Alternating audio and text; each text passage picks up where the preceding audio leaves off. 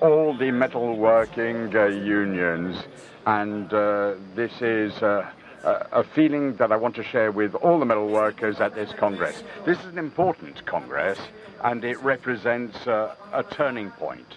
4 years ago, we brought together the chemical workers, metal workers, and garment workers in order to go on the offensive and to be proactive.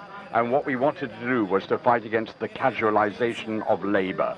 And this is a reaction to the debates that took place 4 years ago in the last Congress. 4 years have elapsed, and I think that did well to merge these different unions and to form a strong industrial-based trade union. Unlike the situation 4 years ago, the emergency is still there. Other emergencies.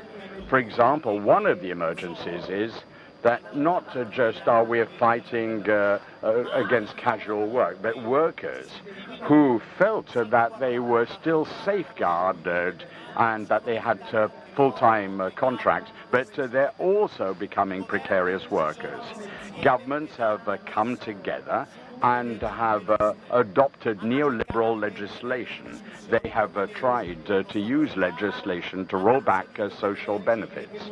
And they've also adopted legislation which has really weakened those who are unemployed. So the fundamental rights of workers are under attack. How can we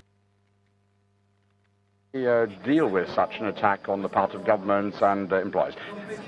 The answers to this have to come from the Congress. Of course, we've got to continue what we've started, and we need to really react to a real emergency. We've got to really prevent collective agreements being rolled back, because I think that's exactly what employers are trying to do. They want to put an end to collective bargaining and collective bargaining agreements. And if we are attacked there, our representativity will be under attack. That is why we need to have a strong industrial union in order to fight against multinationals and governments.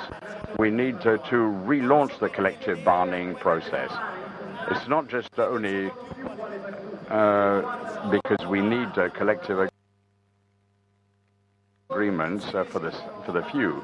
We need to ensure that we have a solidarity-based system. We need a collective agreement which safeguards the interest of all workers in order to fight against the offensive on the part of multinationals. Multinationals tend to go to those countries where the cost of labor is lowest. And what we need to try and do is to come and pool our forces. We need to represent workers. We need to proselytize. The more united we are, the more successful we will be in fighting against the policies of multinationals and governments. And so there is a task for the new leadership. Italy is also dealing with the problem of immigration.